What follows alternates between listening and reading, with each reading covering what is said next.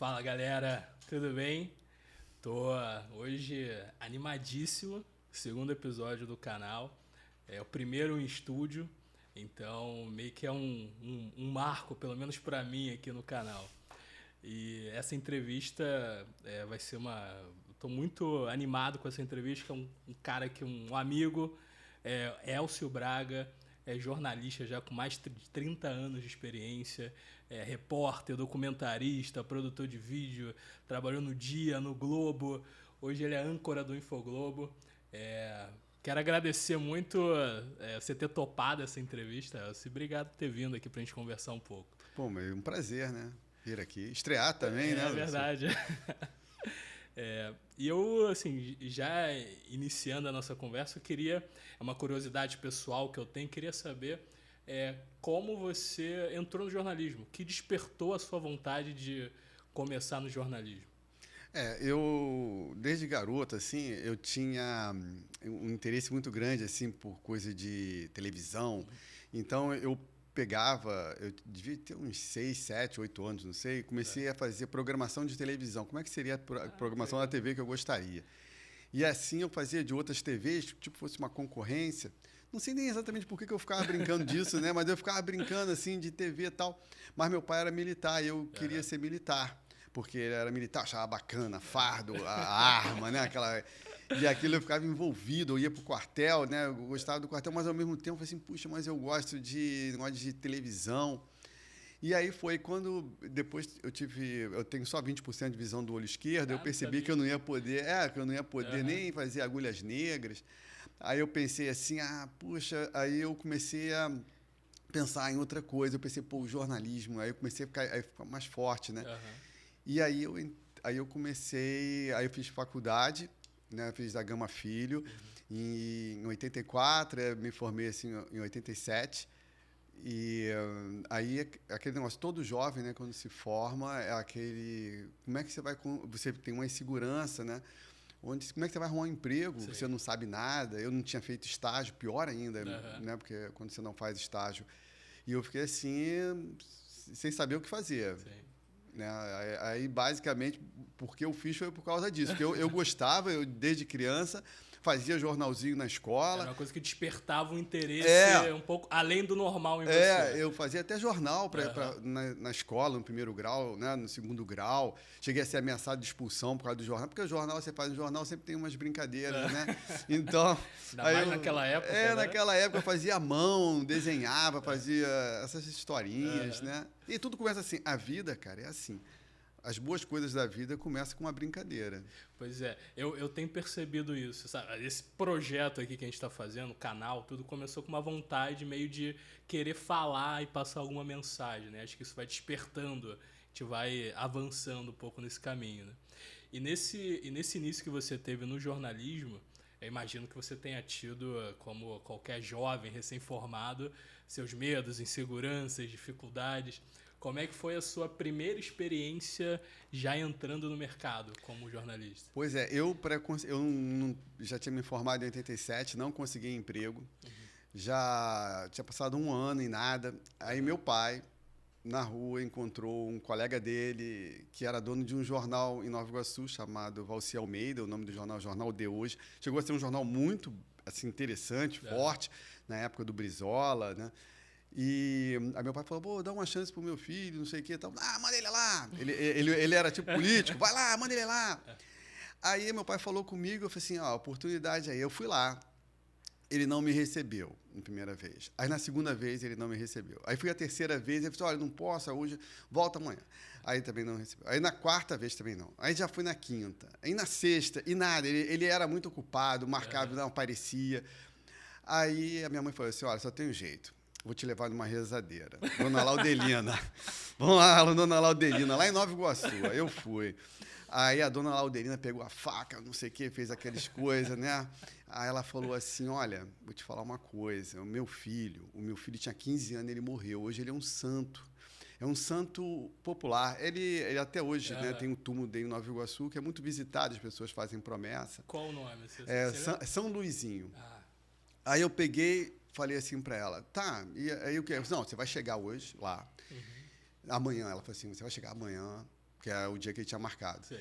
E quando você chegar lá, você pensa no meu filho. Você vai sentir um cheiro de perfume, que é sempre assim que acontece, e ele vai te contratar. Aí eu falei, tá bom. Aí eu fui, cheguei lá, nesse dia o dono do jornal parou o carro. Puxa, meu filho, eu estou te dando uma canseira. Hoje eu vou te atender. Eu assim, opa, já é o primeiro milagre. É, né? Primeiro milagre. Aí eu entrei, né? A secretária já estava até ansiosa, porque eu já tinha ido tantas vezes lá. Ela falou assim, ele falou para você entrar. Aí na hora de entrar, eu não lembro o que eu falei do Luizinho, eu não sei. Eu sei que eu entrei direto. E aí ele estava muito revoltado, o dono, porque tinha saído um título errado na manchete, né? Bandidos conseguem roubar a Caixa Econômica. Aí ele falou assim, você sabe português? Aí eu lembrei que um professor uma vez falou para mim, diga que você sabe tudo. Aí eu falei, sei, claro. E eu achava que eu não sabia nada. É um bom conselho. Né? Depois de você diga ver o que vai acontecer. Aí eu falei, não, claro que sei. Então vou fazer uma experiência contigo. Aí me botou num setor lá de revisão, eu fiquei na revisão. E como ele nunca apareceu para dizer se eu passei ou não passei, eu fui ficando. Mas é engraçado que nesse primeiro dia, quando eu fui para casa, eu esqueci o negócio do Luizinho. Aí eu cheguei em casa, tô vendo televisão, aí falei para minha mãe, ô mãe, a minha irmã, a Marília, que até o apelido dela é Marília, que onde ela passa, ela derruba tudo. Ela derrubou um frasco de perfume lá no banheiro, porque tá um cheiro de perfume muito forte aqui na sala. Eu pensei, Marcela deve ter derrubado mesmo. Aí minha mãe foi lá lavar o banheiro e tal. Quando ele entrou, não, mas não tem nada de perfume aqui, não. Disse, mãe, tem que estar, toda hora vem um cheiro forte daí, de perfume. Não é possível. Aí ela falou assim, não tem nada, não quebrou nada, não tem cheiro de perfume nenhum. Cara, aí deu um estalo. O Luizinho... Luizinho, cara. Luizinho. Cara, essas coisas assim na vida, eu não tenho religião, mas eu vou te falar, cara, como é que acontecem umas coisas que não tem explicação. Não tem explicação. Né? Não tem... Um cheiro forte, mas era forte mesmo, eu lembro disso. E aí, depois eu fui ficando no jornal e me contrataram. E aí me mantiveram, gostaram lá de mim. Aí me passaram da revisão, jogaram para ser jornalista, ir para a rua. E aquela insegurança. A primeira matéria foi entrevistar o vice-governador, que na época era Francisco Amaral. Caramba, responsabilidade. Né? Aí eu fui lá e tal. Aí a gente acaba incorporando, né, um personagem, que quando você é jornalista você não pode ter vergonha, você tem que ir, tem que falar. E assim eu fui começando, aos trancos e barrancos. Pô, mas de fato, é uma trajetória inicial, assim, com muita... com muitos altos e baixos, muitas mudanças, né? E aí depois depois desse jornal em Nova Iguaçu, você foi trilhando seu caminho na carreira. E você trilhando, mas como você falou, né? Assim, chegando até quase querendo desistir, né? Cara, é engraçado. Eu tava conversando com um amigo e é incrível, né? Acho que todo mundo, mesmo gostando ou não do que faz, passa por um momento na vida, talvez seja no início, seja no meio ou no final, onde você pensa, acho que talvez não seja muito para mim isso daqui. Aí você passou por isso, pelo que você falou. E como é que você foi mudando essa cabeça assim, desse momento? Foi porque eu fui fazer uma matéria e quando eu voltei para a redação, eu sentei, na época ainda era máquina de escrever, eu não consegui escrever. O lead, que é a abertura da matéria, ele tem que responder algumas perguntas. São 6 perguntas.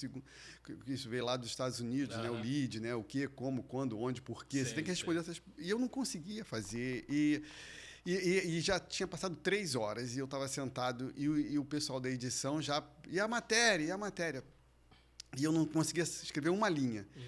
E aí eu peguei, assim, cara, eu saí do jornal para ir embora, não voltar mais, não falei com ninguém, vou embora, nunca mais vou voltar. Não tinha celular naquela época, não iam me achar mais. Você só sumia. Eu ia só sumir. Aí eu desci, quando eu fui saindo, cara, eu vi o meio-fio, assim, aí eu sentei no meio-fio e eu parei. Se eu for para lá, eu nunca mais vou voltar, nunca mais vou ser jornalista.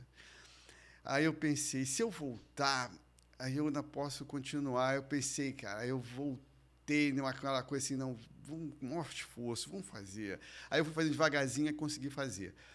Aí continuei. Em menos de 3 anos eu já era editor interino daquele jornal. Que tinha mais de Nova Iguaçu. Já tinha uns 15, 20 pessoas trabalhando com outros repórteres, até experientes. E é assim, rapaz, a gente realmente não aprende muito na faculdade, né? Pelo menos não na época. E eu fui aprender mais em ação mesmo, né? E nesse momento, né, que você entrou no Jornal de Nova Iguaçu, você passou por todos esses percalços, e aí chega um ponto que você, de alguma forma, encontra seu lugar no mercado também, né? Isso. Você se adapta, você acha seu nicho. Quando foi esse momento ali no início? É tipo uma irmandade, você vai fazendo amizade, né, com outros jornalistas de outros jornais, aí vai surgindo outras oportunidades. Mas eu só entrei mesmo porque eu fui abandonado por uma garota e aí eu queria me matar, queria morrer, sabe aquela coisa, o cara estava numa depressão. E aí apareceu uma vaga de madrugada na Baixada Fluminense para fazer matéria sobre homicídios. Era só, o interesse era de homicídio no Jornal Dia ainda. Ele estava tirando essa parte de crime, Sim. mas como o povo tinha sido acabado de lançar com aquelas cabeças cortadas, o dono ficou preocupado, disse, não, vamos ver se a gente dá uma meia volta aí só para não perder os nossos leitores que gostam disso. E aí botou uma equipe só para fazer crime na Baixada, acompanhar os crimes, de madrugada. Caramba. E aí tinha essa vaga que o meu colega tinha saído, um colega meu saiu e falou assim para mim, cara, não pega. Porque a gente é jovem, muito perigoso. Eu vi um cara matar o outro e o cara ameaçar descer para terminar de me matar também. Aí eu falo assim, cara, eu não quero isso para mim, não. É de madrugada ir para Caxias, ver corpo em favela, não sei. Não vai. Aí eu não quis, mas no primeiro momento, mas depois que a minha ex-namorada me largou, eu falei, poxa, mas agora é isso que eu quero, né? Pô, agora eu quero não tem o mais perigo. Sentido, né? O cara a vida não tem sentido. Aí eu fui lá, peguei a vaga. Aí em um mês, cara, eles gostaram da minha matéria, porque mandaram fazer uma matéria sobre balão de madrugada, eu fiz, eles gostaram. Aí em um mês eu voltei, a namorada voltou para mim, né? E aí deu tudo certo. Isso aí já no dia. No Jornal Dia, porque aí que eu peguei essa vaga. Saí do Jornal de hoje para pegar essa vaga que ninguém queria. Sim. E eu imagino que eles talvez não quisessem, não só pelo risco, né? Mas também essas notícias impactam muita gente, né? E nesse momento que você viveu, essa coisa meio policial, investigativa, no jornalismo mais visceral, né? Teve imagino que tiveram alguma, mas teve algum momento, alguma entrevista, alguma reportagem que te impactou pessoalmente, que fez você talvez olhar com outros olhos aquilo ali? Teve uma que eu ficava assim, por que ninguém fala? Porque fala assim, um homem foi, porque é muito comum as notinhas do final da página, que é tipo assim, um homem foi encontrado morto na rua tal, a polícia está investigando. Não, isso é uma coisa básica, sempre acontece. E aí, eu sempre pensei, poxa, mas o homem foi torturado tal, mas assim, mas torturado é uma coisa muito vaga. O que eles fazem com uma pessoa? Aí eu fui ver a descrição no IML de como esses corpos chegavam, e a matéria era sobre isso. E aí eu comecei a buscar esses laudos, fui nas favelas falar com os traficantes que faziam tortura, para eles dizerem por que eles faziam isso, como eles faziam. Muito pesado, né? Eles pegavam um facão mesmo do açougueiro, lá da esquina, pediam emprestado, sabia que era para cortar alguém, eles emprestavam. Eram coisas assim, o cara falou assim, cara, a gente fica pensando qual a maldade que a gente vai fazer, a gente tem várias ideias, às vezes dá um tiro no cara e depois enfia um vergalhão, entendeu? Nossa. O cara vivo. As torturas, assim, eu não vou falar aqui em detalhes, porque é muito pesado, mas era São coisas que a gente nem imagina. Né? No IML, então, era coisa de corpos derretidos no meio do plástico, coisas que o próprio... perito, né? Eles falavam assim que eles já tinham se acostumado, né, de ver essas coisas, mas a gente ficava muito impactado, e principalmente quando era situação envolvendo criança, né? Nossa. Como seria o caso depois, um caso que abalou muito, até jornalista tarimbado ficou impactado, o caso do João Hélio. Né, que foi arrastado. Você trabalhou fez a reportagem. Fiz. Depois que aconteceu no dia seguinte, eu percorri, né, com a equipe o trajeto que foi feito, né? E aí eu olhava o chão, né, você via que tinha marcas. Mas teve assim muitos casos assim de violência no Rio que impacta muito e a gente fica assim um tempo assim para absorver aquilo, para conseguir superar. Né? E recomeçar, porque você vê a notícia, digere e você já tem que começar outra. Né? E às vezes teve um caso que eu fui fazer que era um rapaz que foi torturado pelo Fernandinho Beiramar. A mãe dele não quis falar. O pai era, assim, totalmente abalado demais, ele não conseguia. Eu ficava imaginando, porque o rapaz foi muito torturado, né? E todos os detalhes foram públicos, tornaram-se públicos, porque o MP transcreveu, conseguiu Tudo que pegar e aconteceu. transcreveu a ligação que foi gravada Nossa. com o Fernandinho Beiramar comandando a tortura e o cara pedindo para matar ele. O próprio cara, a vítima. Porque a vítima não sabia, tinha namorado a namorada do Fernandinho Beiramar. Ele falou assim, eu não sabia, seu Fernando, eu não sabia. Ele fala isso. Então, essas coisas aí, Isso é uma das coisas que mais me impactou. E essa reportagem foi alguma dessas reportagens fez uma virada na sua carreira? Porque você começou a se expor mais nesse... Essa matéria, assim, teve muita repercussão e tal.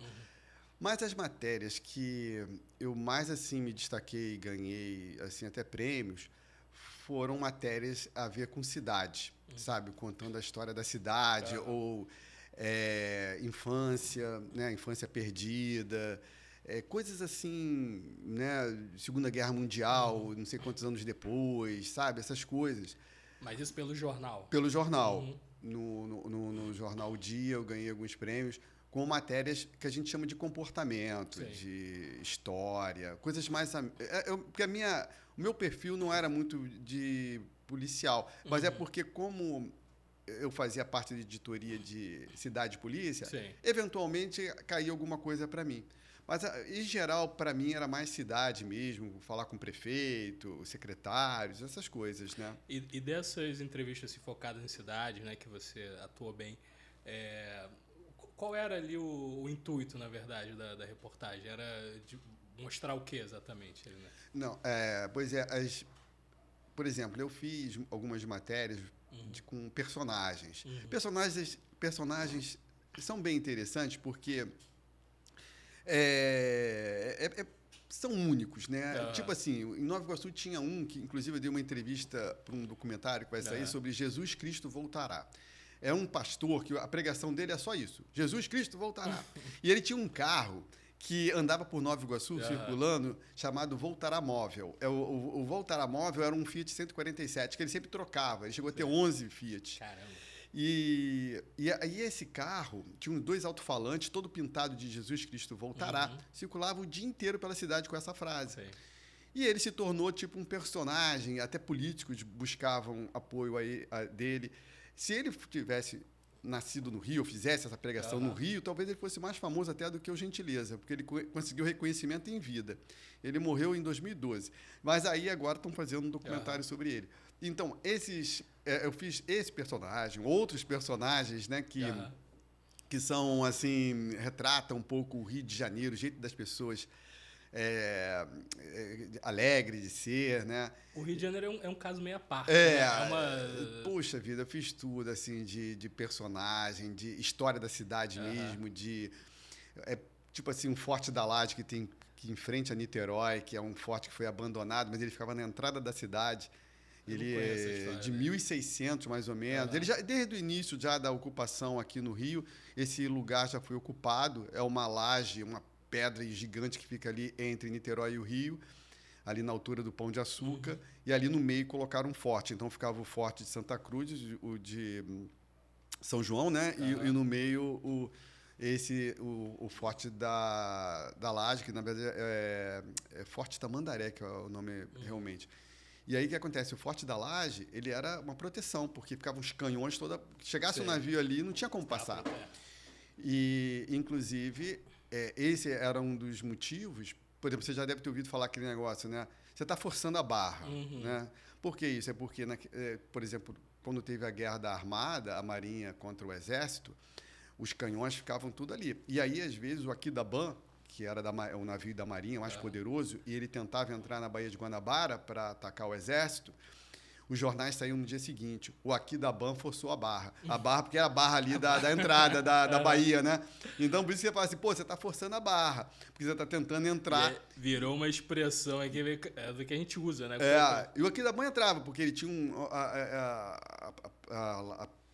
como se diz assim, a chapa era muito grossa dele, né, de aço. Sei. Então, bombas assim não pegava, assim, ele não afundava assim. Ele era muito forte. Então tinha essas histórias, esse tipo de história contando sobre o Rio, e o que eu ainda continuo fazendo, né? Sei. É o que mais assim marcou para mim.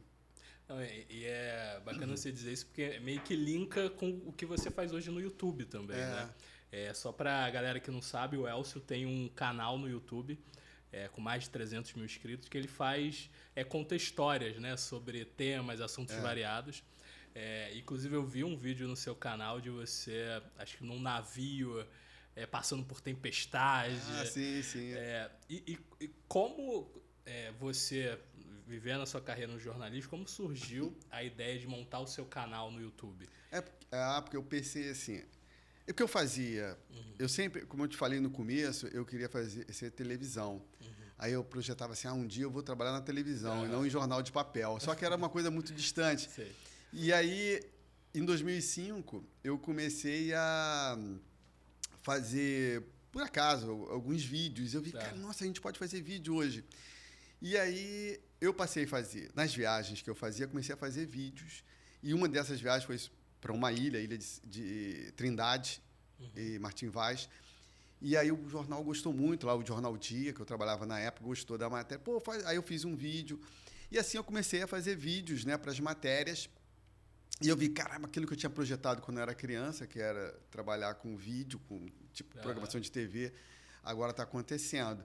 E aí eu comecei a pensar assim, eu tenho que fazer isso num canal para desenvolver as minhas habilidades e não no jornal, porque no jornal eu não posso fazer experiência, eu tenho que ir direto. Como teste. Como teste, porque no jornal é uma coisa assim, você não pode ousar, você tem que ser muito sério ali naquela coisa.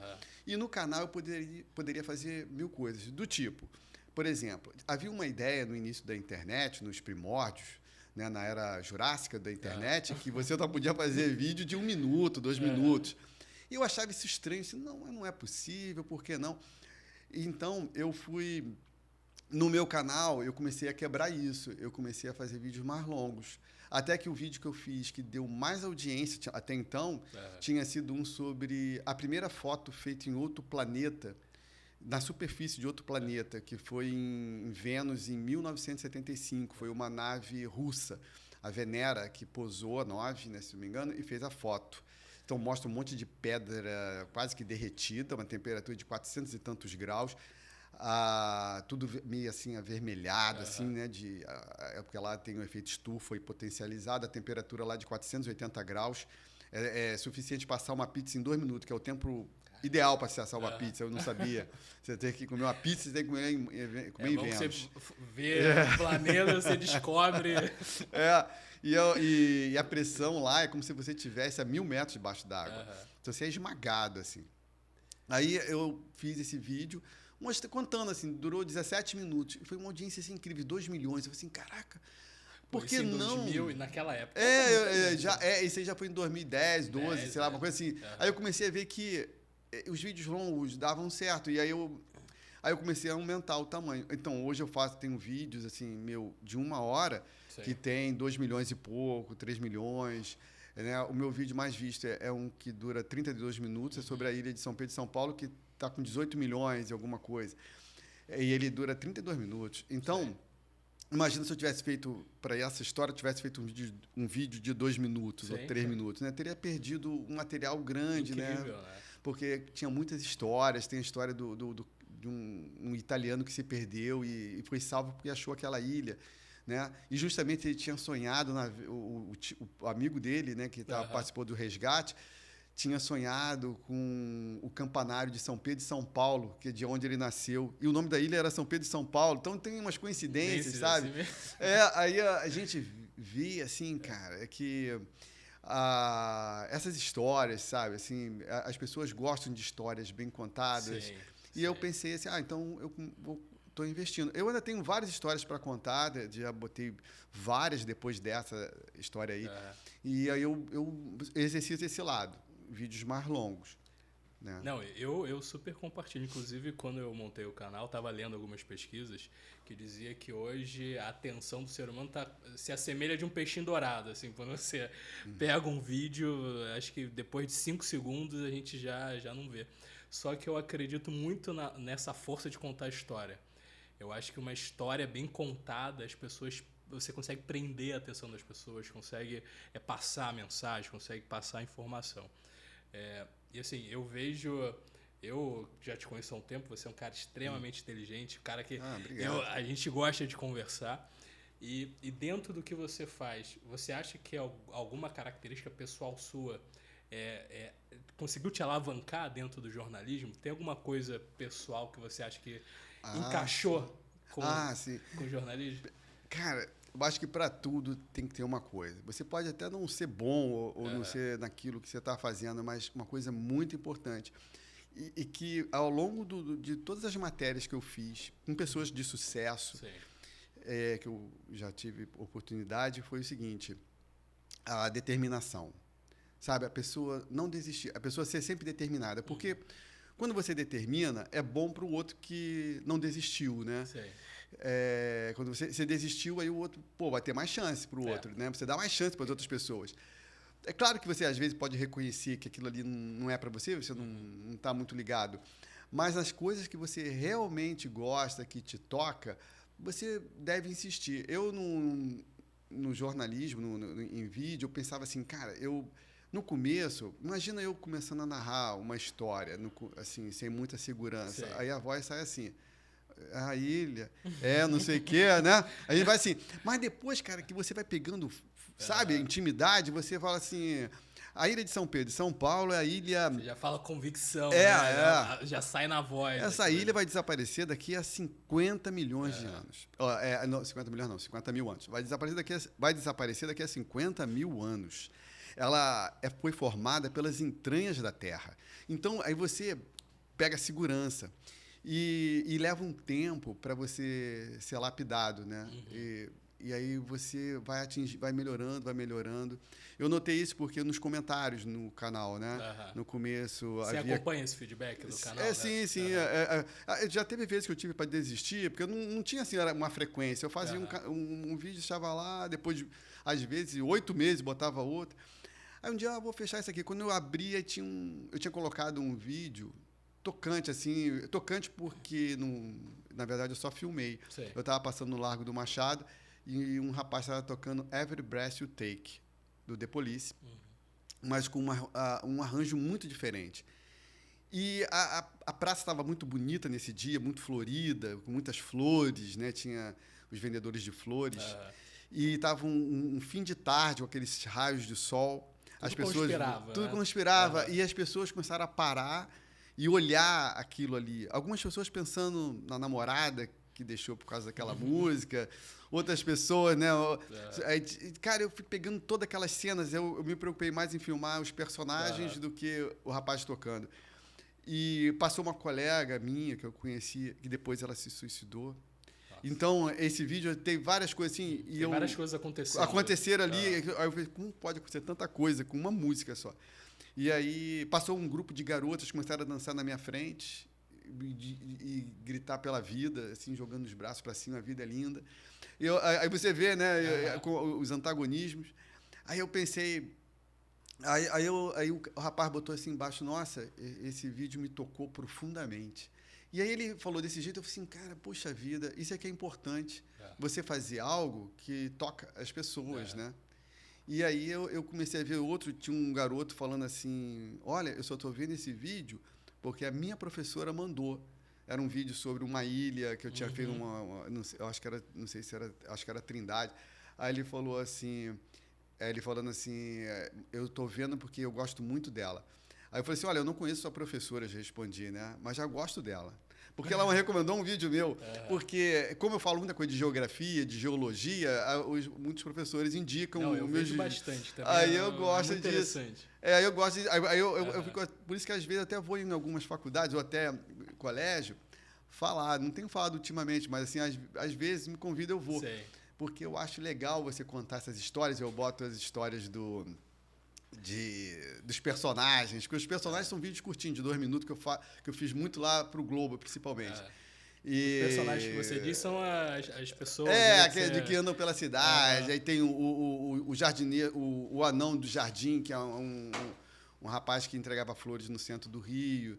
Né? Tem o The Flash, que foi traído pela mulher, e aí ele virou um morador de rua. E aí ninguém encostava nele, porque ele fedia muito. Aí um dia ele viu a corrida de São Silvestre pela televisão e ele falou, puxa, eu queria me fantasiar de The Flash. Ele conseguiu, não sei lá... É o The Flash da corrida? Eu vi. Ele comprou um pano, uma costureira acabou aceitando fazer para ele, ele se fantasiou de The Flash. Ele vestido de The Flash, ele falou assim, cara, minha vida mudou. Eu era um morador de rua, mas quando eu botei a roupa do The Flash, as pessoas me paravam, queriam tirar selfie. Todo mundo queria falar comigo. Eu virei uma celebridade. Então, eu, como The Flash, eu sou celebridade. Eu só tiro a roupa para dormir. Então, aí ele conseguiu, depois disso, alugar um galpão para morar, arrumou uma bicicleta para fazer divulgação, entendeu? Hoje ele mudou a vida dele, só por causa da roupa. E você tem notícias dele hoje? Ele está morando em Trajano de Moraes e faz uma corrida lá, a corrida do The Flash. Uma vez por ano lá, em dezembro. Muito bom. E você... Cara, essa parte dos personagens eu não conhecia. Assim, muito interessante. Eu com certeza vou dar uma olhada lá depois, porque eu gosto, porque você vai contando a história através de pessoas, né? Isso que é incrível também. E uma coisa que você falou aqui, que é uma coisa que sempre fica muito na minha cabeça, que é o propósito, né? Você falou do vídeo e uma coisa tão simples, gravada meio ao acaso, impactou a vida da pessoa. E na sua trajetória, você pensava em senso de propósito? Você pensava em fazer alguma coisa, de fato, que além de fazer sentido para você, fizesse sentido para o próximo? Eu sei que histórias que mudam a gente, né? Porque se você ouve uma boa história, você se inspira nela para você seguir a sua trajetória. Eu sempre tentei assim, né, buscar assim essas histórias eu pensava assim, para até estimular as pessoas e tudo, né, contando uma história bem interessante. Porque segurar a pessoa até o final de uma história, de um vídeo, não é fácil. E você, quando você consegue fazer isso, e aí tem uma certa técnica, né? Você vai desenvolvendo uma técnica. E eu acho que, além de desenvolver a técnica para contar uma história, o que eu sempre dei muita importância foi na abertura de uma matéria, porque você tem que começar bem. Mas, hoje, eu vejo que, para você fechar uma matéria, a importância é muito grande, ou um vídeo, porque você tem que levar a pessoa a refletir sobre o que ela viu. Ela tem que pensar naquilo, o que ela viu ali, o que ela pode tirar daquilo ali, o que ela pode melhorar com aquela história. E eu te falo assim, eu já vi muitas histórias que levam a gente a isso, sabe? Que estimula. Que muda a nossa forma de enxergar. De enxergar. Ao invés de você estar para baixo, aí você vê uma história assim, você fala, puxa vida, mas que legal. Tipo assim... São histórias de... Uma vez eu cheguei no Colégio Santa Mônica, fazer uma matéria sobre Santa Mônica, tinha uma feirinha lá de ex-alunos e tal. Aí tinha uma foto de uma menina, que o sonho dela, dessa garota, lá em Bento Ribeiro, era ser rainha da primavera. Cara, você pode ter sonho de uma rainha da primavera. Era tudo que ela queria na vida, cara. Era só isso. Ia realizar o sonho dela. E ela era até bonitinha, eu vi a foto dela, e ela concorreu, e ela perdeu... Ela disputou, na época, com uma garota. A garota era bonita também, mas a garota virou atriz da Globo depois, no futuro. A gente soube depois que a garota virou atriz da Globo, fez novela tal, não foi bam, mas fez. E aí ela não desistiu, ela perdeu esse ano, e no outro ano ela estava lá candidata de novo à Rainha da Primavera. Era o sonho dela, afinal. Só que ela perdeu de novo. E a garota que ganhou também virou modelo, foi para o estrangeiro e tal. Chegou a fazer participação em novela. E ela perdeu, essa garota. Ela nunca realizou o sonho dela, que era ser rainha da primavera. Sabe quem é ela? Quem? Xuxa. Caramba, não fazia ideia. Aí você vê... Aí tinha uma outra história de um outro garoto, de um menino, que estava lá, o menino, e ele, para sair do colégio, ele tinha que apresentar a mãe tinha que escrever porque que ele estava saindo. E a mãe escreveu, porque não tinha mais condições financeiras de manter o garoto ali estudando. Na época, acho que não sei se ele tinha 12 ou 13 anos, ele não tinha condições financeiras. porque alguém tinha que pagar a passagem, pelo menos, de um ônibus. Ele não tinha condições. E ela teve que justificar. E a carta de justificativa para o filho não poder estudar lá, ela botou lá, não tenho dinheiro, não tenho condições. E está lá a carta da mãe. E sabe quem era o garoto? Que 1 ano depois se tornou estrela do Cruzeiro, Ronaldo Fenômeno. Caramba. Para você ver. São histórias. Você vê assim, pô, mas o cara, como pode, né? O cara não nada, e dá essa mudança, assim. Então, é a persistência, cara. É você não desistir mesmo, né? Você continuar. E aí eu vi que essas histórias, pequenas histórias, mexem com as pessoas. O imaginário das pessoas. E a gente... Eu tento, assim, também, além disso, um propósito também era responder perguntas, né? Porque, tipo assim, agora, no momento, eu perdi meu pai e minha mãe. Meu pai eu perdi em dezembro, e minha mãe 1 ano antes. Minha mãe estava com 80 anos, mas estava bem, foi um tombo. Meu pai ficou muito debilitado depois da morte dela, morreu com 87. Aí, o que acontece? Aí você começa a questionar a vida, né? A vida, fé, existe, não existe a vida depois da morte? Minha mãe dizia que existia, porque ela tinha parado, o coração dela parou na mão do médico 24 anos antes, e ela disse que ela teve uma EQM, experiência de quase morte. Ela disse que via tudo do alto. Então, assim, não sei. Mas, assim, as pessoas... Então, eu comecei a buscar também, estou buscando relatos sobre isso. Relatos de pessoas que tenham, não de EQM, mas só de EQM, mas de qualquer outra coisa. Tenham experimentado algo... alguma coisa que pode ser um evangélico. O evangélico tem a força, o poder, muitas vezes, de ver alguma coisa. Eu vi, não sei o que eu estou vendo. Né? Tem pessoas do kardecismo, né, que dizem que conversam com espíritos. Então, aí com essa vontade, eu estou desenvolvendo um roteiro em cima disso. Então, eu já tive assim, experiências, apesar de eu não ser, eu te falei, eu não tenho religião, porque cara, tudo é possível. Mas eu já teve situações, assim, quando eu fui fazer uma matéria sobre Chico Xavier, eu tive um contato com o Chico Xavier muito rápido, e aí... Desculpa, é porque a figura do Chico Xavier é uma figura muito emblemática, né? Como foi encontrar o Chico? Como é que era estar na presença do Chico Xavier? Ele estava lá sentado, o Eurípides, que é o filho adotivo dele, não deixava se aproximar muito. Você não vai em entrevista, não, só você vai chegar e falar com ele, você pode até perguntar as coisas e tal. Aí eu fiquei na fila lá para falar com o Chico, ele já estava bem debilitado, em 98. Aí eu falei, ô Chico, tudo bem? Eu sou do Rio de Janeiro, tal. Ô, Rio de Janeiro. Porque ele vinha muito pro Rio, né? Ele falou, muito educado. Você vê que é uma pessoa uma pessoa boa. Sim. Né? Não importa a religião que seja, um cara que ganha um carro 0 quilômetro e pega o carro na hora, troca por chuchu, beterraba para fazer sopa para pobre. Isso não é vigente. Não é. Ele nunca pegou dinheiro nenhum do que ele fez. Então, isso eu achei assim, era uma pessoa boa, indiscutivelmente. Aí tá bom, mas eu não senti nada assim de sobrenatural, não. Só senti algo diferente, por incrível que pareça, em 2010, 2010, na verdade, 12 anos depois, quando ele já tinha morrido, ele morreu em 2002, né? Quando eu fui lá fazer os 100 anos de nascimento dele. Você foi lá na cidade? Fui na cidade, estava sendo lançado o filme dele, estava cheio de artista. E aí eu fui falar com um dos discípulos dele, que era o Celso Almeida. Ele psicografava. Então ele ficava assim. Aí falaram assim para mim, olha, você pode filmar, você pode fazer tudo, mas não encosta nele. Não pode, porque ele está com ectoplasma e tal. Eu não domino esse assunto assim, mas então eu sabia que eu não podia tocar nele. Eu peguei a câmera e saí filmando, fui filmando. E aquele... tipo um mantra, o pessoal... Aí vai aquele clima, né? Todo mundo assim no auditório, né? Aquelas mais de 200 pessoas. Uma catarse. Né? Assim, e só ele, aquele negócio lá, ele escrevendo, e eu não conseguia entender nada escrevendo lá. Aí, quando eu fui me aproximando, eu pensei assim, cara, se existir mesmo vida após a morte, tem um espírito aqui me olhando e me vendo. O que ele deve estar pensando, me olhando aqui, vendo eu filmar, né? Imagina, se existir mesmo. Cara, eu não vou te falar, eu não sei o que foi, se eu pensei, se veio uma voz. Foi como se fosse uma voz aqui, ó.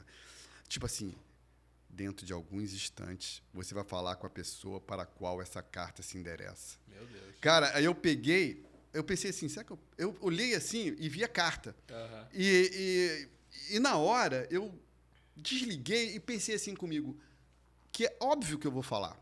Porque sempre quando tem um negócio assim de ser espírita, Sim.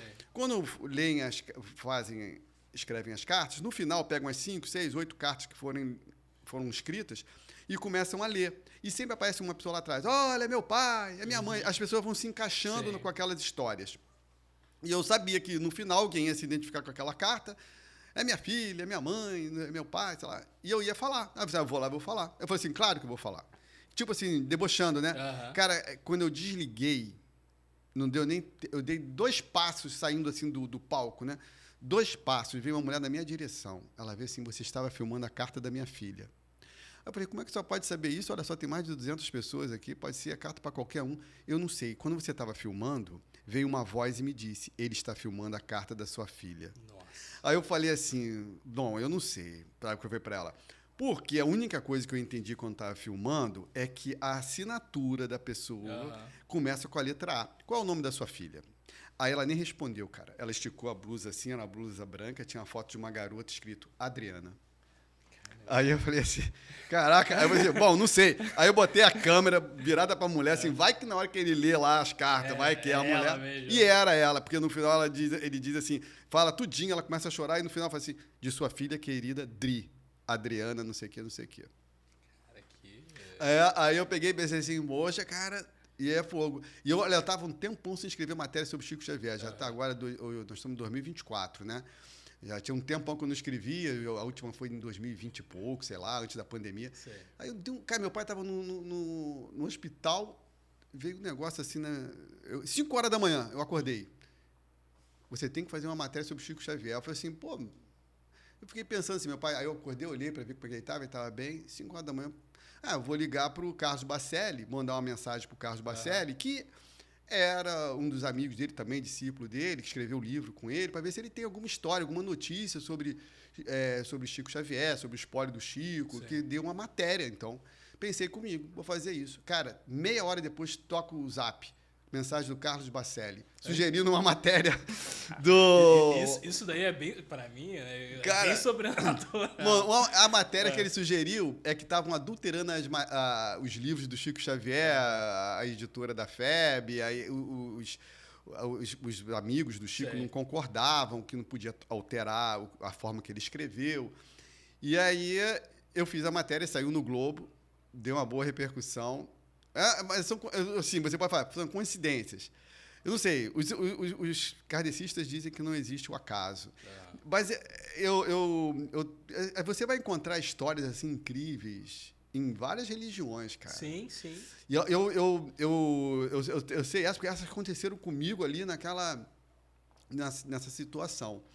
Mas de religião eu já fiz, nossa, cara, já fiz muita matéria de tudo quanto é religião. Até uma que mais repercutiu, você não vai acreditar. Qual foi? Com Marcos do Diabo. Era um cara, um pai de santo, que ele fazia coisas assim, que atacava as pessoas e tal. Sim. Ele disse, eu não estou pedindo, é pessoas que vêm pedir.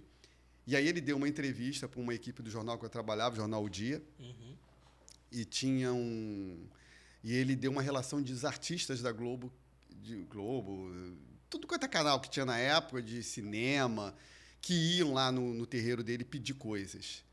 Pedir para fazer coisas. Fazer coisas. E muitas coisas do mal. Sim. Pegar o marido da outra, essas coisas também, né? Só que ele falou assim, eu vou mostrar, mas vocês não publicam isso. Falou isso pro repórter e tal. Eu sei, cara, que depois dessa matéria, coincidência ou não, o repórter morreu com uma doença logo um tempo depois, tipo menos de um ano depois. Ninguém descobriu, o cara morreu. O motorista morreu também, leucemia. O fotógrafo teve uma coisa assim violenta também, quase que ele teve que perdeu um membro. Foi uma coisa grave, ele não morreu, mas foi grave. Eu até depois contei para ele, ele até riu. Ele achou graça, ele não acreditou. Mas eu falei assim, não, aí eu fui entrevistar esse... Depois disso, eu não fui entrevistar esse pastor. O pai de santo. O pai de santo, desculpa. O pai de santo E aí eu falei para ele o que tinha acontecido, né? Isso foi quase uns 10 anos depois. Aí ele até falou assim, esse foi o cavalo, não sei o que e tal. Eu não sei, ele falou lá do jeito dele lá, porque se faz, né? O santo, ele não vai santo, não, ele não sei como é que ele se referiu, eu não lembro. Mas ele falou que era tipo, teria sido um castigo, né?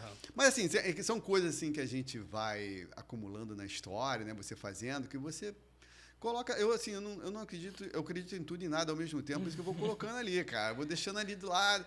Você é meio agnóstico. Eu não posso, porque é tanta coisa, quem sou eu para decidir o que é certo e errado, né? Acho que a gente sabe muito de pouco, né? Então, nossa, não tem como afirmar de fato o que é, o que não é. Mas é claro que eu quero até deixar claro que eu faço de tudo, todas as matérias. Isso foi que a gente acabou indo pro lado assim um pouco de religião, de fé, mas eu tenho, claro, eu faço muita coisa. O que eu mais tenho, assim, retorno mesmo são vídeos de aventura, né? De histórias, assim. Que prende bastante a atenção. Eu tenho feito... Eu estou fazendo um agora sobre... eu estou fazendo um agora sobre Dubai, contando a história de Dubai. Como é que Dubai chegou onde chegou, né? Eu tive lá um tempo atrás. Eu nem esperava, foi a convite. Sim. Né? Aí quando tem viagem, assim, que é bom, porque você vê coisas diferentes mesmo, muito diferentes. Já é uma coisa diferente da sua cultura, né? Aí você consegue, sabe, refletir mais, assim. Eu gosto muito de fazer essas viagens, né? Tipo, eu fui para o Haiti, foi uma viagem que me impactou, né? Porque é um povo muito pobre, sofrido, um lugar muito, assim, diferente de tudo, né? Aquilo me impactou demais. E você falou aí do Drake. O Drake é o lugar mais perigoso do mundo, né? Para se navegar. É o estreito entre a Antártica e a América do Sul. Então, as ondas ali são... Não é que são tão gigantes, são 7, 8, 10 metros, até 15. Mas o problema é que se o barco virar ou se você cair de lá, você não dura 1 minuto na água, de tão gelada que é. Né?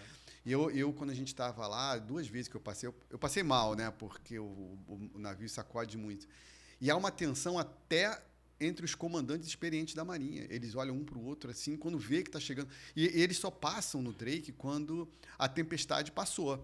Mas, às vezes, você é pego de surpresa. Ou, às vezes, não pode esperar a tempestade passar, porque você tem prazo. E é uma tensão muito grande no Drake. Eu vi que nesse vídeo aconteceu isso, né? Teve uma tensão lá no vídeo que você pôs. Inclusive, galera, se vocês não conhecem o canal, acessem o canal Elcio Braga no YouTube. Vocês vão encontrar histórias fantásticas, bem contadas, que prendem a atenção. De muitas curiosidades, aventuras, de várias coisas. E você, nessa nossa conversa, ficou claro para mim que você foi exposto a assim, uma parte da história muito interessante, né? De personagens, de histórias. E você entrevistou muitas figuras proeminentes, né? Durante sua carreira. O Chico Xavier, que a gente já conversou. Teve alguma outra figura assim, que você entrevistou que te chamou a atenção, que você achou diferente? É engraçado, né? Uma das reportagens consideradas uma das reportagens mais... quer dizer, assim, celebradas da história do jornalismo mundial, né? Nem dos Estados Unidos, mundial, foi uma do Gay Talese, né? Sobre qual é o nome? Frank Sinatra. E ele nem entrevistou o Frank Sinatra. Ele foi no show, ele acompanhava, mas o Frank Sinatra não falou com ele. E é uma das maiores reportagens consideradas. Porque ele ficou nos bastidores, mas ele viu que o Frank Sinatra estava com um problema, que assim, era um problema que para as pessoas não é o menor problema. Ela está resfriada, mas para o Frank Sinatra isso era uma tragédia. E aí ele vai contando, desenvolvendo isso de tal forma, você vê a habilidade dele, né? Um grande repórter, grande jornalista. E então, virou referência. Aí você vê, eu não entrevistei, mas assim, uma das matérias que eu fiz com um personagem assim, mais assim, foi o Michael Jackson, né? O Michael Jackson, eu só acompanhei ele ia andando, subindo o centro comercial ali na zona sul do Rio, ia atrás, ele subia, entrava na loja de CD, e ele assim, né, daquele jeito dele, né? Mas ele não dava entrevista assim fácil, mas a gente só acompanhava, só olhava. Mas de entrevista mesmo, assim, claro, aí você, coisas rápidas, né? Porque como eu sou repórter mais de cidade, a gente não fazia matérias assim sobre o novo disco, né? Essas coisas. Então, aí, eventualmente, o Roberto Carlos, né? Aí, tipo, foi ver o Papa, aí o Papa estava lá falando, aí o Roberto aqui, ele, né? Na época, acho que era Maria Rita. Então, essas coisas assim, rápidas, a gente consegue falar. O Zico, né? Um jogador famoso, o Ronaldo, o Collor, antes dele ser presidente, um pouquinho antes, o Lula mesmo. Eu já entrevistei ele, naquele jeito de abraçar, né? Como se você conhecesse ele há 100 anos, né? O Bolsonaro também, já entrevistei. O Bolsonaro era até quando eu ia fazer matéria na Vila Militar, tinha um general lá que ele mandou fechar várias ruas, então ele era... E aí botaram o apelido de Toquinho da Maldade. Né? Porque ele era baixinho. E aí ele virou um personagem de jornal. Então, o que o Toquinho fez? Aí a gente ia lá fazer matéria. E o Bolsonaro era o que passava as informações pra gente. Que passava muita coisa e tal. Então, assim... Mas as coisas vão mudando assim com o tempo, né?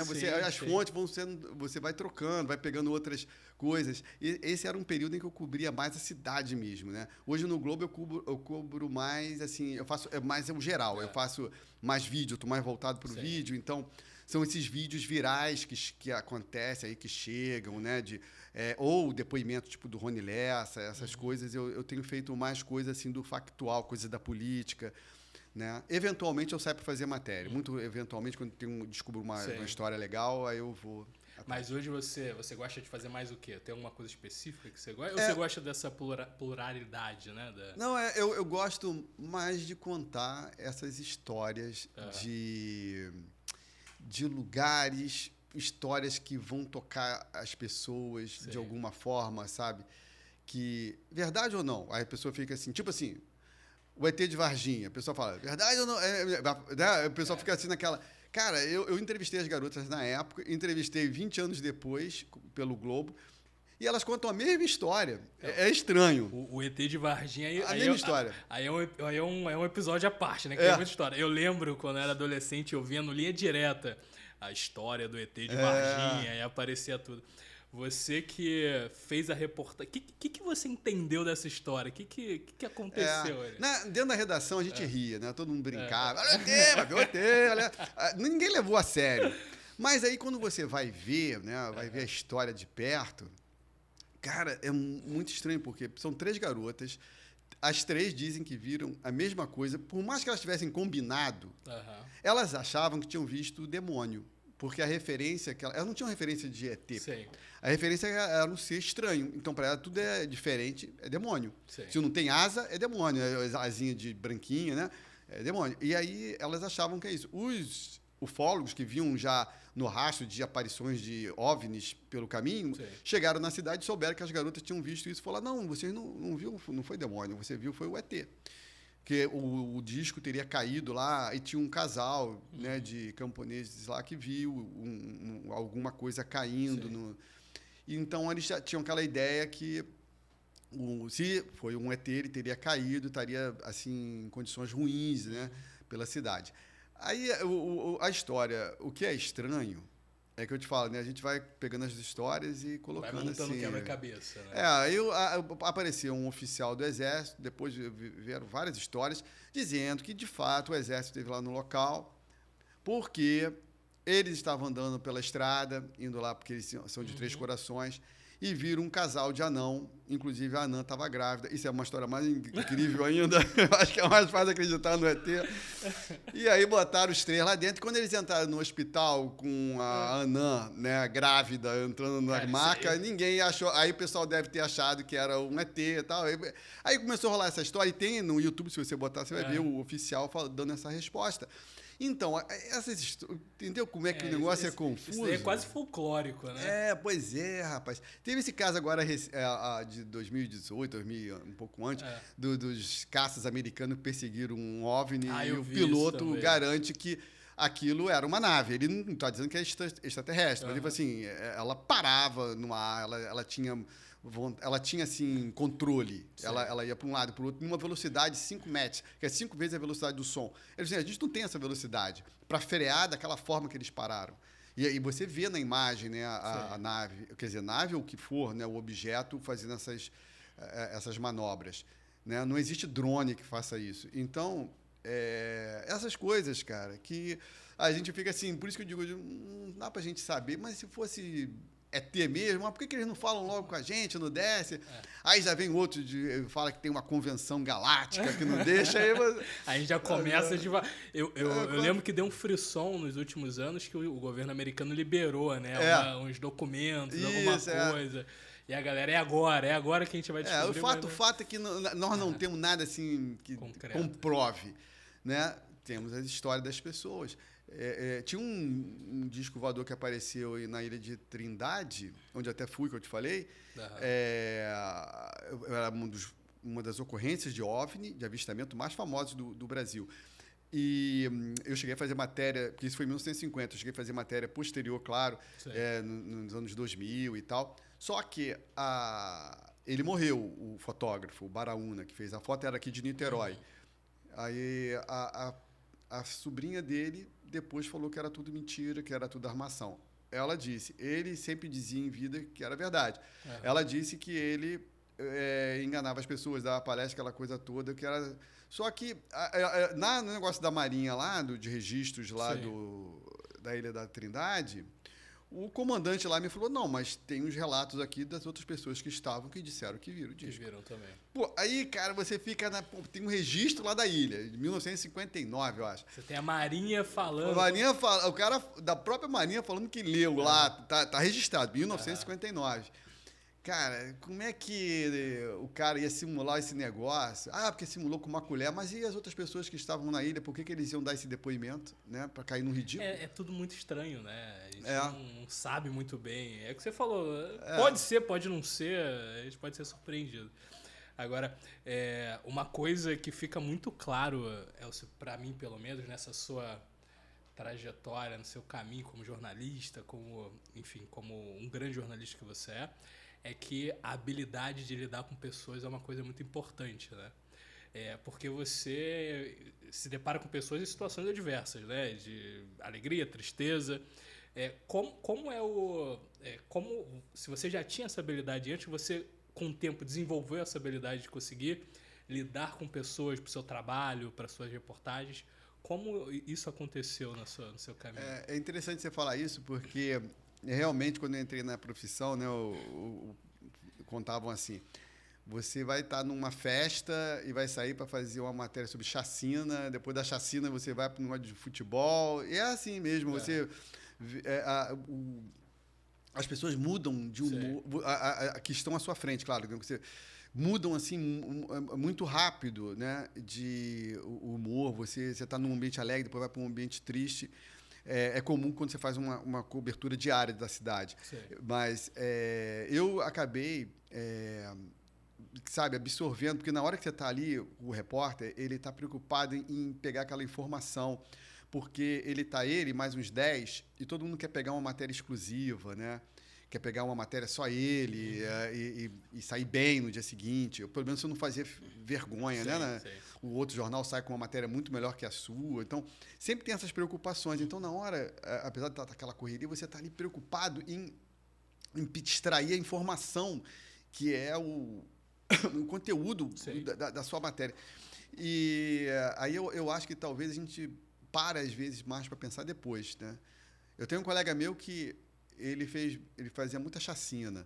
E quando ele voltava do jornal, ele pegava a câmera e saía pela cidade fazendo flor, fazendo sol, pôr do sol. Até hoje ele faz isso. Aí meu primeiro doc para eu fazer uma pós-graduação em cinema, documentário, foi sobre ele, Morte e Vida Severino, porque o nome dele é Severino Silva, é um fotógrafo conhecido. E como ele fotografa A Morte e a Vida, aí eu fiz em 2 tempos a vida dele, né? A parte da morte, que ele não gosta, mas ele reproduz muito bem. Ele fez vários casos de chacina, e principalmente na época do povo. Sim. E a parte que ele faz da vida, né? Ele faz os movimentos religiosos, essa coisa toda. Eu tô vendo que a gente está chegando já na parte final da entrevista. Eu poderia ficar aqui horas conversando com você, que é sempre ultra agradável, assim. E aí, olhando hoje para jornalismo, né? Para as pessoas que estão entrando na carreira, que de repente... acabou que eu não te perguntei, né? Que talvez tenham você como uma inspiração. Imagina. O que hoje precisa hoje para ser um bom jornalista? O que a pessoa precisa fazer? Rapaz, eu sou uma voz distoante, sabe? Dentro do... Eu sei que muitos colegas meus... Já fui em palestras, assim, até na ABI, e todo mundo falando que o mercado está ruim, que o jornalismo está acabando, aquela coisa toda. Cara, eu falo assim, não é possível, cara. Não é possível. Não é nada disso. Exatamente o contrário. Eu falei assim, é o contrário. Vocês não estão... Eu tive que praticamente fazer macumba. Fui numa rezadeira para conseguir um emprego em 1988, né? 1988. Cara, naquela época só tinha 2 jornais. Era o Globo e o JB que contratavam. O resto era tudo jornal que pagava mal. Era um salário mínimo 1,7. No jornal de hoje, Nova Iguaçu, eu ganhava muito pouquinho. Então, e assim mesmo era com muito atraso. Na época tinha um tal do overnight. Então, o dinheiro só batia na sua mão, você só recebia 15, 16 dias depois, porque a empresa, às vezes, jogava esse dinheiro para o overnight, porque ela precisava gerar um pouco mais de caixa. Né? E aí você só recebia o dinheiro com uma inflação de chegava a 20%, 30%, às vezes, em um mês. É loucura, é impensável. Era um salário muito baixinho, cara, e aí, assim, só tinha jornal de bairro, as pessoas trabalhavam de graça. As rádios só tinha um repórter trabalhando, indo para a rua, e ganhava muito pouquinho. As TVs quase não tinha equipe de TV na rua fazendo matéria. Isso quando eu comecei. A TV Globo era a única que mantava equipe. Assim mesmo, as equipes de TV já chegavam atrasadas e pegavam o resumo com a gente. Porque quem comandava o noticiário eram os jornais impressos. Cara, era assim naquela época. Não tinha assessoria de imprensa. Você ligava direto para o prefeito, falava com, no máximo, um secretário, alguma coisa, alguém que estava ali por perto. Você falava com o secretário direto. Depois começou uma onda... que antes chegava a ter até a figura do Relações Públicas. A Mangueira tinha até que era o Bira da Mangueira, o Relações Públicas, que o pessoal chamava de Relações Públicas. Mas aí, agora não, cara. Existem megas assessorias com 500, 600 jornalistas trabalhando. Todas as secretarias têm assessoria de imprensa.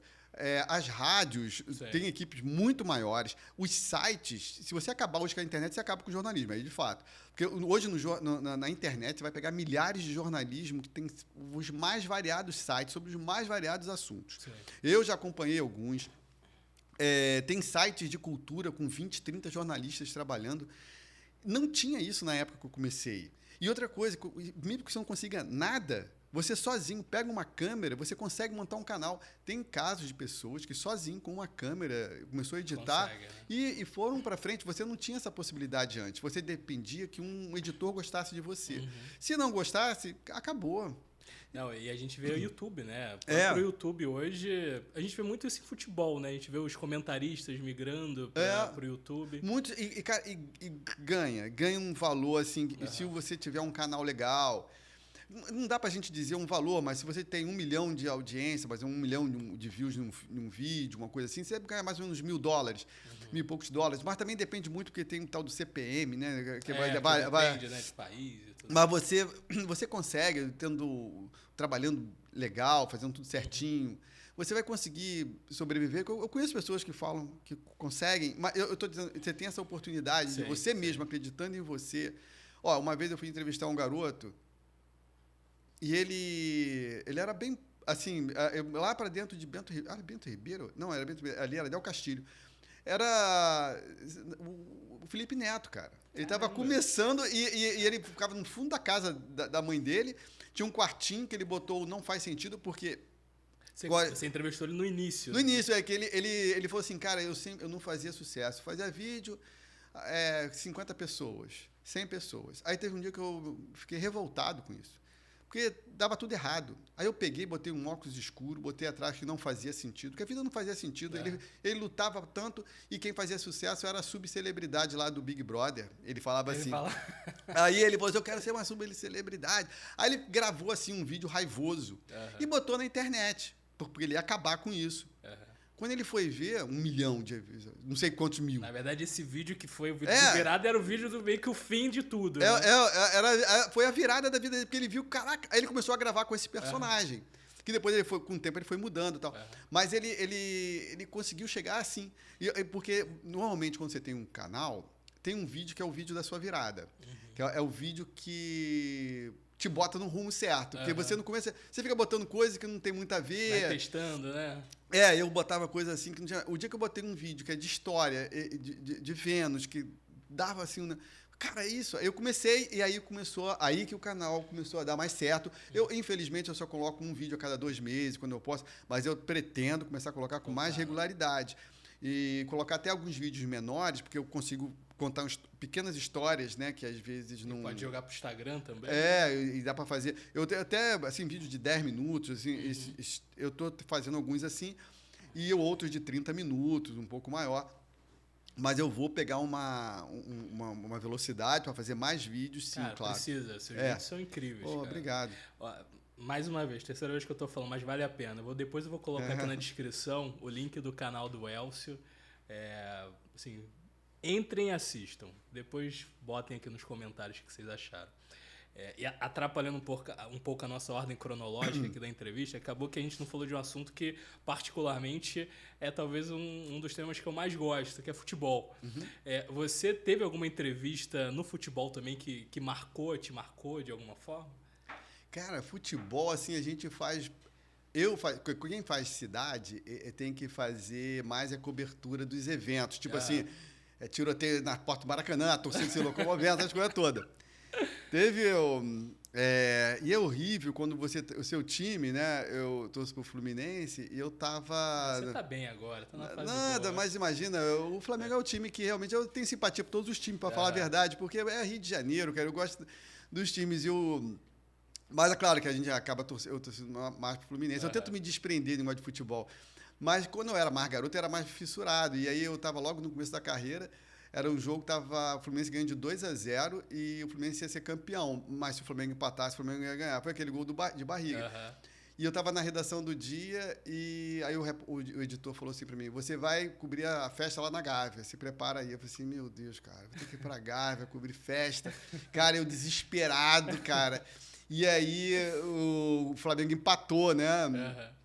Porque aí só que no final teve aquele gol de barriga e aí eu fui para a Laranjeira. Foi um alívio. No entanto, a tristeza que eu tenho assim foi porque, cara, eu não queria, mas me mandaram.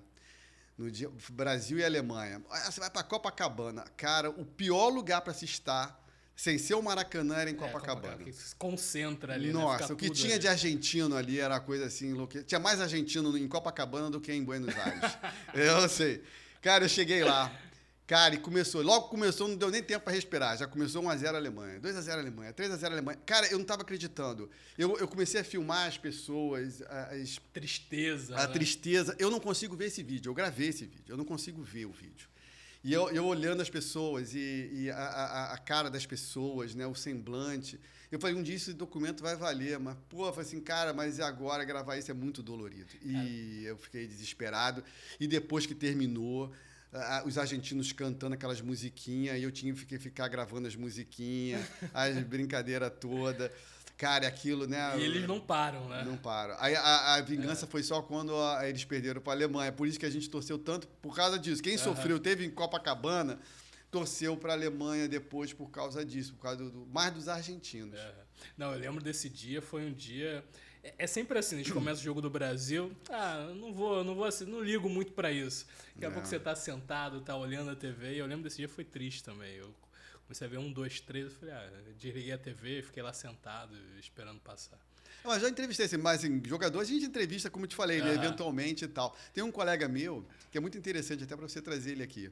Ele faz exatamente o contrário. Ele é o último cara a entrevistar o jogador antes dele morrer. Ele mesmo fala isso. Sérgio Pugliese. Ele tem o Museu da Pelada. É. E aí ele entrevista todos os ex-jogadores. E ele tem um evento que ele faz lá na Cobal do Maitá, que é sempre com 2 ou 3 jogadores que foram estrelas do passado, né? E aí eu já fui em alguns, né? Aí tá lá os jogadores. É muito legal, muito interessante, né? Você ver. Inclusive, a nossa próxima entrevista é com um desses jogadores. Não vou trazer o seu amigo nessa entrevista, não correu o risco.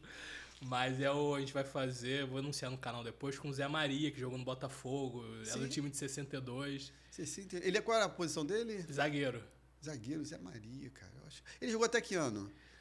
Cara, eu acho que ele foi um dos pioneiros do futebol nos Estados Unidos. Ele jogou em Baltimore, foi para os Estados Unidos. Pô, então muita história. Antes de Pelé. Acho que foi. Ele jogou até 80 alguma coisa, ou 70 alguma coisa, não sei. Vou trazer ele aqui pra gente conversar, vai ser uma conversa bacana também. E agora chegando no final, Nelson. Infelizmente, poderia ficar aqui o dia inteiro conversando com você. Só falando que eu não te falei, eu falo para os jornalistas, os jovens jornalistas que eu acabei de falar, é que tem um mercado espetacular para eles aí, né? Sim. Cinema, roteiro, tudo. Nossa, a internet hoje facilitou muita coisa, né?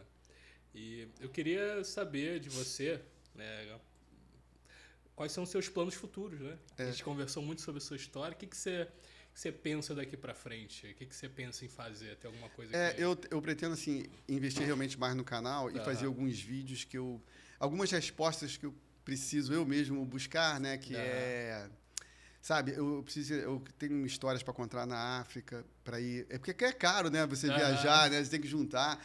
A África, eu fui em alguns lugares agora, né? Que eu fui fazer... Aí fiz alguma coisa também de religião. Fui em Fátima, né? Fui na Gruta de Maria Madalena. Mas aí eu estou editando esses vídeos. Eu pretendo fazer outras viagens, porque as viagens é que... a viagem muda você, sabe? Sim, Uma pessoa que... a pessoa que eu encontrei que mais viajou, ela não tinha dinheiro, ela até pobre, na verdade. Ela visitou de 260 países e regiões autônomas, ele visitou 220. Nossa. Porque ele ia para ia até de um ônibus para o outro, ou até atravessava a pé a fronteira. E assim fica mais barato. Sim. E ele ia fazendo servicinhos nesses lugares. Então rodou o mundo. Hoje ele tem uma agência de turismo em Porto Alegre. Aí você vê, né? Viajar é uma das coisas assim que, sabe, me anima muito para contar mais histórias, sabe? Esse é um projeto, investir mais nesse meu canal, sabe? Fazer bastante vídeo, assim, legal, assim. Por favor, faça. E eu quero te agradecer muito por essa entrevista, a conversa que a gente teve. Sempre que a gente se encontra, conversa, seja por WhatsApp, seja pessoalmente, é sempre uma porta que se abre aqui na minha cabeça para eu seguir algum caminho. Então, e você está realizando, né, o que você... Eu lembro que a gente conversou há 4 anos atrás. Por aí, foi antes da pandemia. Antes da pandemia. Só uma breve história aqui de contar. Você viu como a gente se conheceu. Eu trabalho, né, no mercado financeiro e o Elcio, eu liguei para ele um dia para falar sobre finanças, investimentos. E desde então dessa ligação a gente manteve contato, ele é sempre muito solícito. Quando eu contei meu projeto, você super apoiou, então quero te agradecer demais por estar aqui. Eu lembro das dicas que você me deu antes da pandemia, né? Desculpa, só coloquei em prática agora, mas antes tarde do que nunca. Te agradecer. Obrigado por ter vindo aqui, por ter participado da entrevista. Prazer. Se quiser deixar uma mensagem para a galera do canal. Não, eu digo assim, se quiser, né, ver algumas histórias lá, eu conto todas as histórias, até dessa barca aqui que eu nem sabia, né, essa barca aqui que eu fiz um vídeo sobre a história das músicas. E uma das histórias é por que tem aquela música Preta Pretinha. Porque o cara tinha uma namorada aqui em Niterói, ele foi levar ela para o Rio de Janeiro. Quando chegou lá, ela não quis seguir com ele. Ele, os Novos Baianos, ele era um cara que ficava com os Novos Baianos, fazia parte do grupo. Aí ela falou assim, não, vou voltar, não quero ficar aqui com vocês, não. Tinha Baby, né, tava o Pepeu. Eles não eram conhecidos. Aí ela entrou na barca. Quando a barca foi indo, assim, eu ia lhe chamar enquanto corria a barca. Né? E essa era a música. E saiu a música. Incrível. Então, assim... Só essas histórias que tem no canal, né? Exatamente. Aí que essas e outras histórias, vamos dizer assim, tá lá. Aí também, claro, né, deixar assim uma força assim, para os jovens estudantes que escolheram o jornalismo, escolheram na hora certa, porque realmente é o melhor momento para ser jornalista. Nunca teve assim, tão valorizado assim, a comunicação de uma forma geral. E tanta possibilidade, né? Muitas possibilidades, exatamente. Galera, obrigado por terem assistido o vídeo até o final. Obrigado por terem prestigiado. Esse é o segundo vídeo do canal, né? A segunda entrevista. Então, qualquer feedback que vocês queiram dar, por favor, coloquem aqui nos comentários. É muito importante para mim. A gente vai construir um canal juntos. Curtam, compartilhem, divulguem e até a próxima. Valeu!